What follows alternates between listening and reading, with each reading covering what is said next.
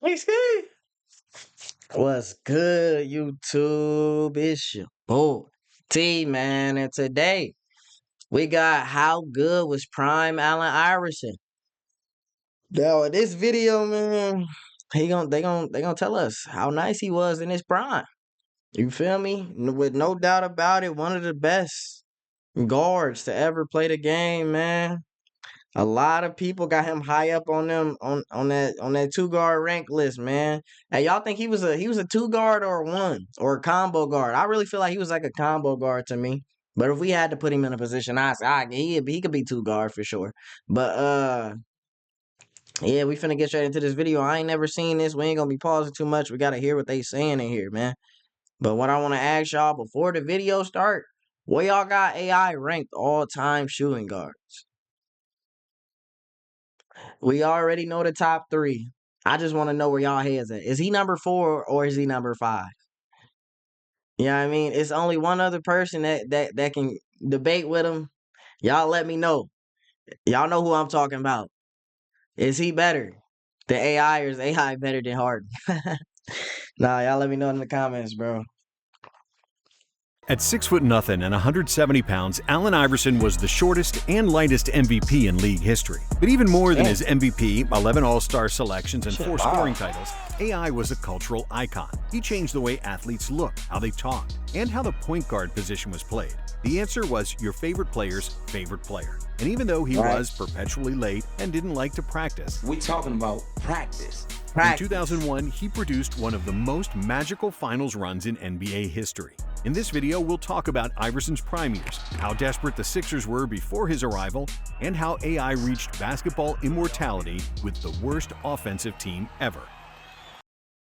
Bro, AI, like, the impact he had on the game, I'm not talking about, like, in, like, the 48-minute game. I'm talking about basketball, bro. It's crazy for a player that never won.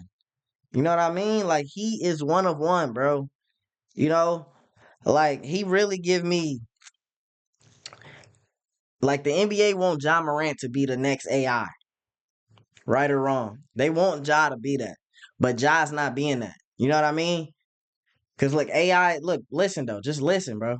AI came out. He wearing arm sleeves, headbands. He got the braids. You feel me? He doing the long crossover. You know what I mean? Everybody wanted to do that. Everybody wanted to be like AI. Look cool, you know? Tattoos, full sleeve tattoos. I got my braids, all of that. You know, he just started. Everybody started wearing headbands, all type of shit. That's what the league want Ja to be. You see, Ja already got an impact. Everybody want to try to jump high, do a crazy dunk, do some crazy lays. You know what I mean? Get some dreads. I know y'all remember a couple years ago he had the whole world grittying. Whole world was grittying. Now it wasn't because of Ja. I ain't gonna lie. I ain't gonna say Ja. It was because of Ja, but he was part of that. You know what I mean? Ja was hitting the gritty. Niggas started hitting the gritty. You feel me? You feel me? Like, bro, niggas wear jobs, bro. The NBA want him to be, you know, but he not locked in. But let's keep going. And it all started while Allen Iverson was still in high school, when the Sixers started to suck. Since the 1992 season and Charles Barkley's trade to Phoenix, the Philadelphia 76ers became one of the worst teams in the NBA. But after they won just 18 games in 1996, there was hope on the horizon when the Sixers won the draft lottery and the #1 overall pick. The 1996 draft was the best class ever, producing 10 All-Stars and 5 Hall of Famers. But the Sixers' choice was easy, and they went for a sure thing. 1996 draft or the 03 draft? Y'all let me know which draft you taking. Despite some who wins in the game? Questions about his character and him being the smallest and the lightest player ever selected first overall, there were not that many questions about the answer's game. Because from the first moment he stepped on an NBA floor, there was no doubt this guy was the fastest player the league had ever seen. Even as a 155-pound rookie, Iverson put fear in people's hearts because nobody could stay in front of him. Iverson could change directions with the ball on a string, turn on the jets, and burn whoever, whenever. Plus, despite his small stature, Iverson had a long wingspan. He was wiry strong and fearless. If you tried to beat him up, he'd get up every single time and go at you 100 miles an hour again and again. In his NBA debut, AI scored 30 points. Y'all think that, damn, he had 30 first game? Bro, is that crossover a carry, bro, or no? Y'all let me know, bro. Y'all let me know. Y'all think it's a carry or no? Because I feel like I did that in a game one time. The ref called a carry on me. You know what I mean? I ain't AI, but shit.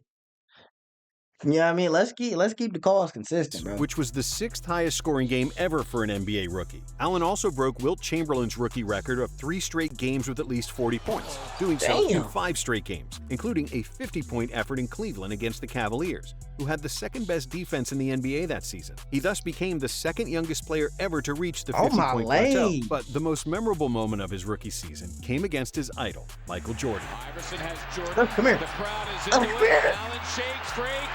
Iverson finished that game against Chicago with 37 points on 15 for 23 shooting, completely outshining Jordan, who finished with 24 points on 9 for 24 shooting. In his rookie year, AI led the Sixers with 23.5 points, which was the 6th best scoring average in the NBA. He also ranked 11th in assists with 7.5 dimes per game. And even though he shot just 41% from the field, he made 155 three-pointers, which was near the top of the league. Iverson won Rookie of the Year. However, his 76ers sucked, and they were glued to the bottom of the standings. And because they barely improved from the previous year, Coach Johnny Davis got fired.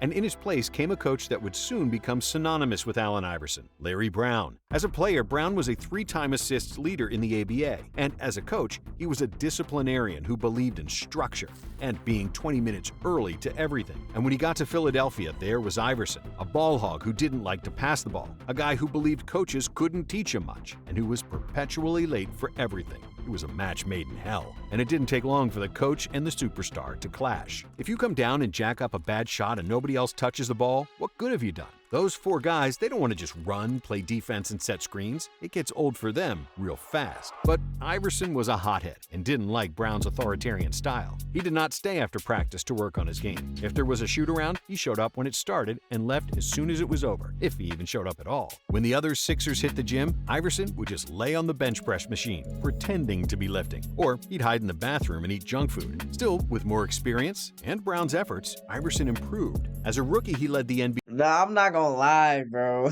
This nigga AI was generational, bro. So you telling me cuz didn't care about practice, didn't care about working out, didn't really care about getting better. Nigga, I'm just like that. I'm just like that. You niggas work to get better, nigga. I wake up, nigga, and I'm cold. You niggas can't guard me. I'm a $155 and I'm unfuckwittable. Damn, boy, that nigga cold though. What? NBA in turnovers with 4.4 per game, and in his sophomore season, he cut that to just 3.1. His shooting efficiency went up from 41% to 46%, and his decision-making improved, as Brown didn't want the Sixers to be a one-man show. If I had a mismatch last year, I could take it. I can't do that as much this year. That gets a little frustrating, Iverson said of his lack of freedom on offense. But despite Iverson scoring less than the year before, the Sixers improved, even though they didn't make the playoffs. However, in 1999, AI couldn't be reined in anymore. Not even by Brown. The coach started to play Iverson as a shooting guard to get him off the ball, but the result wasn't more cutting to the basket and off-ball movement to make it easier for the offense. Sir, AI started gunning, leading the NBA in field goal attempts and averaging nearly as many turnovers as assists. The ball was still in AI's hands for the majority of the time, and thanks to an insane usage rate, he led the NBA in scoring with 26.8 points per game. But most importantly, thanks to their top 5 defense, the Sixers were finally successful with their first winning season in 8 years. In the playoffs, AI led the Sixers past Orlando in the first round with 28 points, 6 assists, and 4 steals per game. But in the next round, they immediately got swept by the Pacers. For the 1999-2000 NBA season, AI continued on the same trajectory. He took 25 shots per game, which was nearly a third of all the Sixers' attempts. He averaged 28 points, which was second best in the league, and he made his first All-Star team. The Sixers again won their first round playoff matchup, but they once again lost in the second round to the Pacers. On the surface, Iverson had a successful So y'all year. let me know if y'all want to do Fan his favorite and mixtape. was becoming a cultural icon, with nearly half the NBA copying his hairstyle, getting tattoos, and wearing baggy clothes. However, inside the locker room, it was horrible. Iverson missed half of the team's practice sessions, and for the ones that he did show up to, he was late. And Larry Brown, who was setting up his clocks 20 minutes early just so he was never late for anything, was fed up. Brown publicly criticized the behavior of a star player. I wonder what your relationship would be with any employee that you might have who doesn't choose to come to work. And suspended him for one game, to which Iverson went berserk. You say this team's a family when it's convenient, but then you go talk about me in the newspapers. If it's really family, then you keep it in the family. You don't disrespect me like that. After this incident, Larry Brown demanded from the ownership that Iverson had to be traded or that he himself would quit. In Philadelphia, coach Larry Brown and guard Allen Iverson have been going at it again. Hey, if you the owner, bro, and the coach come up to you and he say, it's either me or AI. What you doing? And get down in the comments. Somebody let me know. Like, realistically, if you the owner, bro, are you getting rid of AI because he don't come to practice? I ain't gonna lie, I would have told that nigga Larry, boy, pack your bags and be gone tonight, nigga. Fuck around. Hey, I would have told that young nigga, boy. Nigga, you was not AI. We ain't get another coach. What the fuck?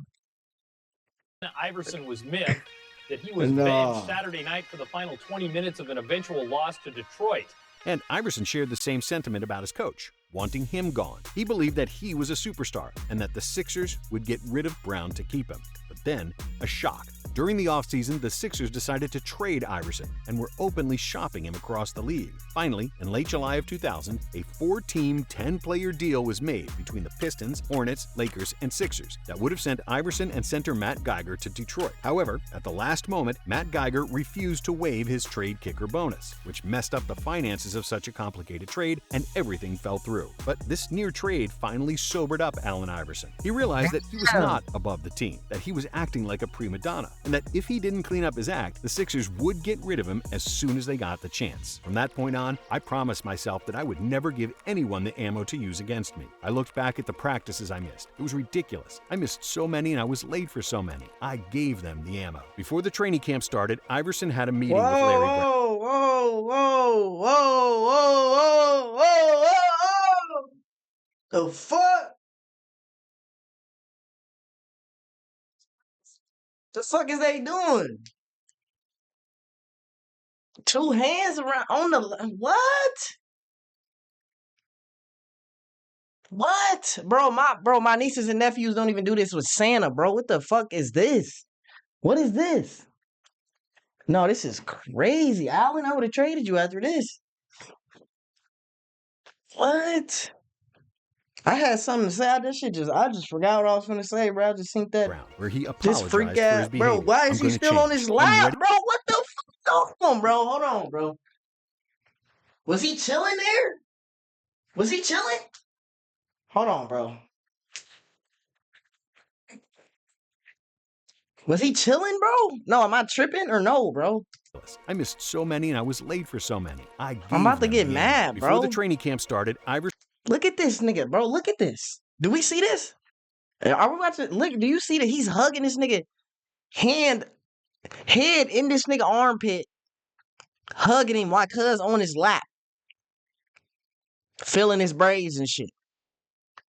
had a meeting with Larry Brown. Look at where this. He They apologized rocking side to side. He's still sitting there, bro. And this nigga is smiling. Man, what kind of freak ass, bro? See, that's what I be taught with. I fuck around, I ain't even do, bro. What? for his behavior. I'm going to change. I'm ready to be a leader. I want to be a captain. I'm going You to gonna be change, on time. I aight, want to nigga. have the kind of relationship with you that Magic Johnson had with Pat Riley and Michael Jordan had with Phil Jackson. Brown was elated because that's all he wanted too. And when the training camp started, Iverson kept his word. He didn't miss a single day of training camp and not a single weightlifting session. When the training camp started, AI reported at 155 pounds, with the goal to bump that to 170 for the first game of the regular season. When that first game came, AI weighed in at 172 pounds and was deadlier than ever. The Sixers started the season with 10 wins in a row, and there was a noticeable change in Iverson's game and body language. AI started to dish the ball more out of double teams, he looked engaged during timeouts, and hugged his coach after games. This new dynamic between Brown and Iverson culminated during the All-Star game, when Allen's fourth-quarter explosion carried the East to victory. Since the 76ers had the #1 seed, Brown coached the game, and after Iverson was presented the All-Star game MVP, his first words were, "Where's my coach? Where's my coach? Coach Brown. Is he around?"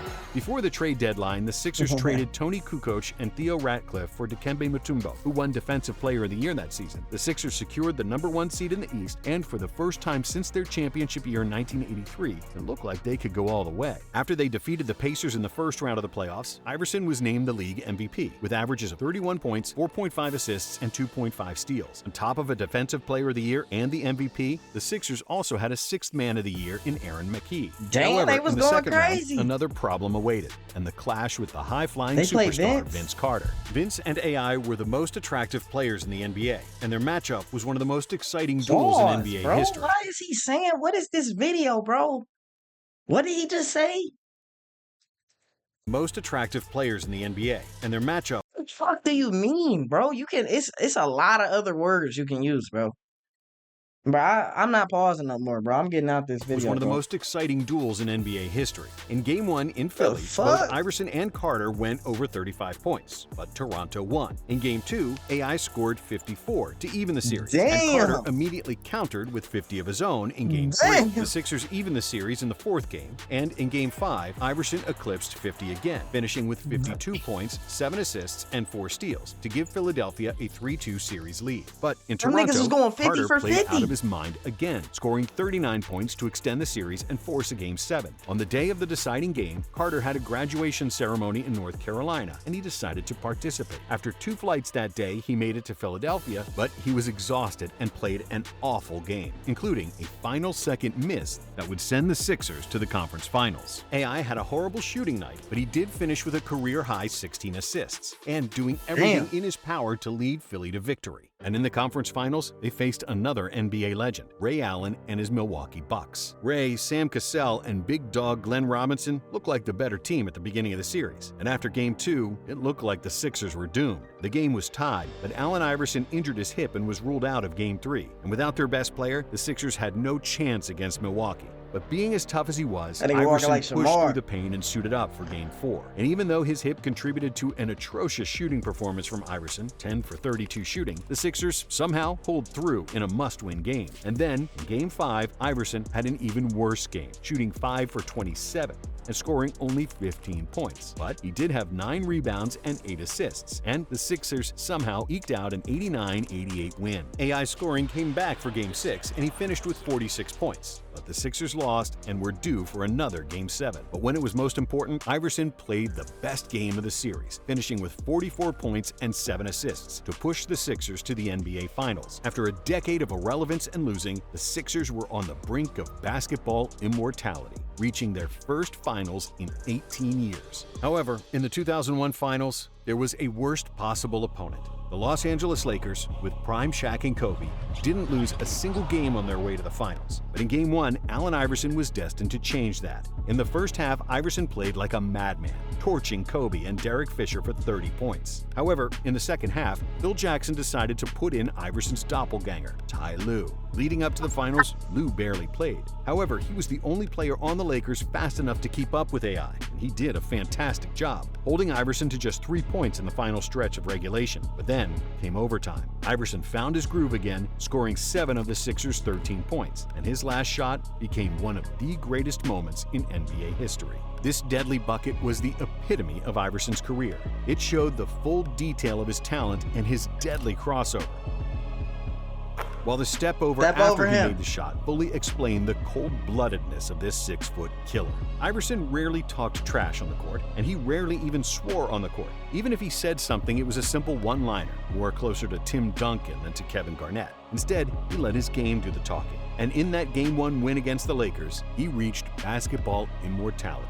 He finished with 48 points, 6 assists, and 5 steals, almost single-handedly defeating the team that was undefeated in the playoffs. It was the 6th highest scoring game in NBA Finals history. However, in the next 4 games, the Lakers proved their dominance and won the title, as nobody in the NBA could deal with Shaq. And even though Iverson lost, he became a people's champion and an NBA legend. The 76ers averaged 94.7 points per game that season. Allen Iverson averaged 31.4 of those, with none of his teammates averaging over 12 points. In fact, none of his teammates averaged more than 18 points per game at any point in their careers, and most never even averaged 15. Other than Iverson, the 2001 Sixers were the worst offensive team that ever reached the NBA Finals. And while it's not entirely wrong to say that Iverson was a ball hog, on this team, he absolutely had to be. He was the lone scorer on a defensive-minded team, which allowed his offensive talent to shine and shoot until the wheels fell off. And the wheels nearly did fall off. Iverson played through 9 different injuries during the 2001 NBA season, which is a testament to his resilience and fighting spirit.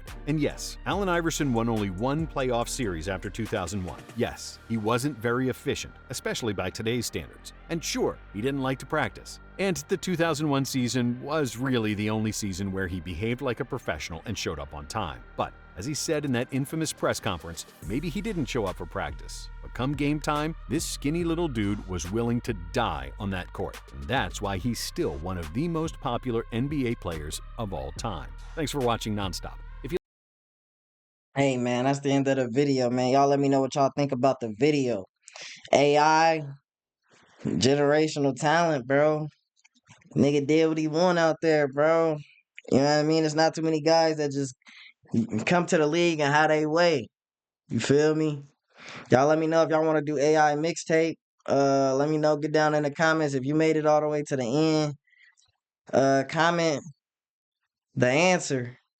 And you know, that's all you gotta do. You could say something after the message if you want to. That's up to you. You feel me? You could send me an AI video that you want me to do, you know, a little mixtape or something. You all let me know. But I'm out of here.